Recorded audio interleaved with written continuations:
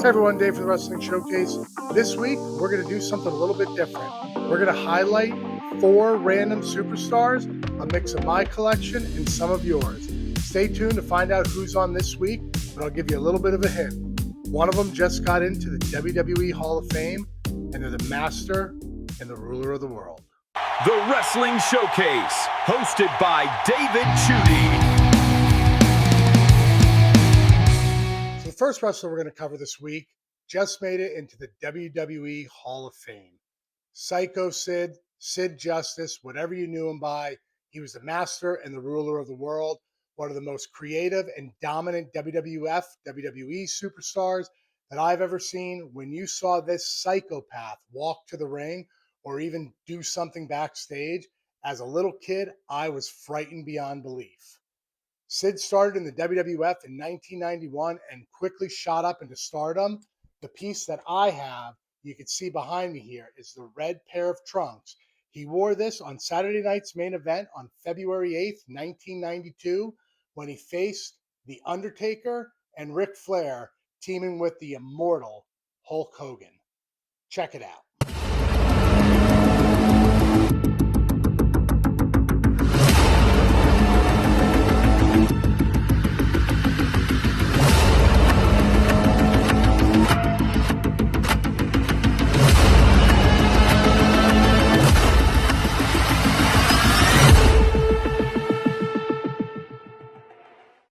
Now, to set the stage, it was February 8th, 1992, Saturday night's main event. Sid Justice, the immortal Hulk Hogan, versus Ric Flair and The Undertaker. Right before the match, President Jack Tunney made Hulk Hogan the #1 contender to face Ric Flair at WrestleMania, and that did not sit well with Psycho Sid, Sid Justice. Sid couldn't sit back and watch this happen, so he decided to walk away from the match. Leaving Hulk Hogan stranded, Sid walked to the back and gave an immediate interview saying he didn't turn on his friend because he didn't need any friends, and he was pissed that Jack Tunney didn't make him the #1 contender. If it wasn't for Brutus the Barber Beefcake coming to Hulk Hogan's aid, he would have gotten destroyed in the ring. So the next superstar we're going to highlight is one of my personal favorites, John Bradshaw Layfield, also known as JBL, but the time frame I'm going to highlight is back when he debuted in the WWF in 1995 with Uncle Zebediah, who some of you may know as Zeb Coulter, some of you may know as just Zeb, or some of the older folks might know as Dirty Dutch Mantel.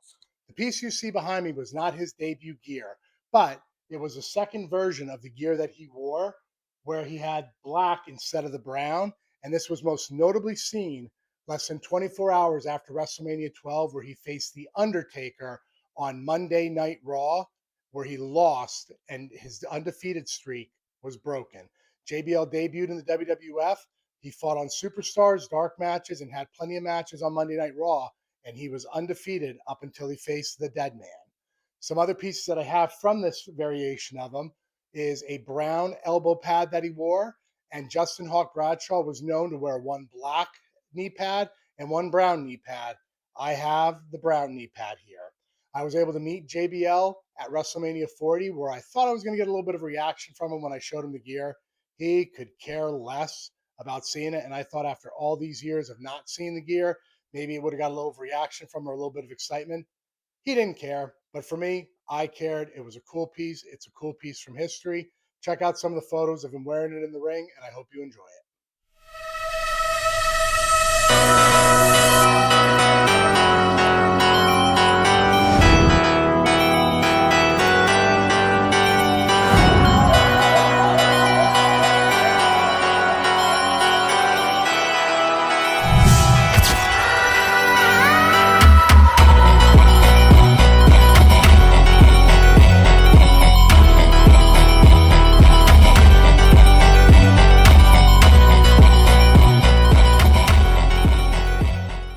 April 1st, 1996, Monday Night Raw, John Bradshaw Layfield, Justin Hawk Bradshaw fought The Undertaker in the main event, just 24 hours removed from WrestleMania 12.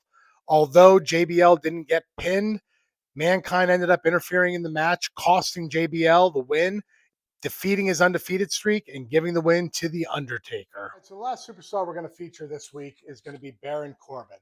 I was never a fan of him, even from his NXT days up until he became Happy Corbin. I really enjoyed that character. I enjoyed the evolution. I enjoyed how he went from being the lone wolf down to this broken down, beat down man. He got all disheveled for the character. And then he hit it big in Las Vegas, where he then became rich and became Happy Corbin. The piece I have from him, I got directly from WWE auctions.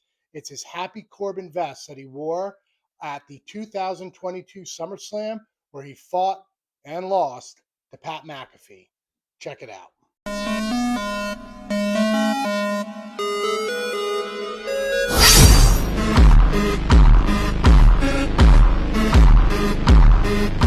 This piece was featured in the 2022 SummerSlam of Pat McAfee versus Baron Corbin.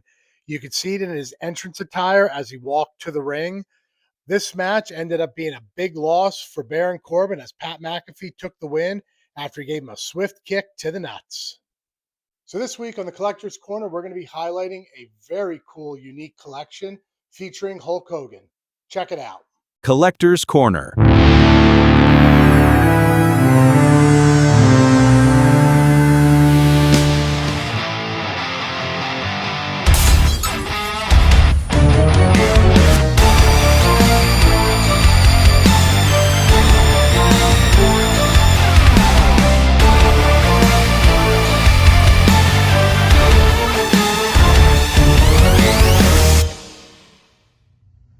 This is Hulk Hogan's ring-worn bandana from the main event of Wrestlemania 9. One of the more controversial moments in wrestling history, when Hulk Hogan got involved at the end of Wrestlemania 9, and there was an impromptu match between him and the new WWF champion Yokozuna. And Hulk Hogan, it was a quick match, and Hulk Hogan beat Yokozuna, and I think it was 22 seconds. It was real quick, and he won his 5th WWF title. So a lot of people were upset about the way that finished. We're not happy that the belt was put back on Hulk Hogan. But for all the Hulk Hogan fans and Hulkamaniacs, they were thrilled with that outcome, and it was a great finish to that event. This bandana is the one he wore in the main event. He gifted it to Gerald Briscoe after the event, and he signed it, Hulkster, quite faded. Jimmy Hart signed it, and then back in here, Brutus the Barber Beefcake also signed it. And Gerald Briscoe had loaned it temporarily to the WWE headquarters and Ben Brown, and before it came in my possession. There's even a little bit of sweat stain there on the side. So a really cool piece and a historic piece in WrestleMania history and Hulk Hogan history.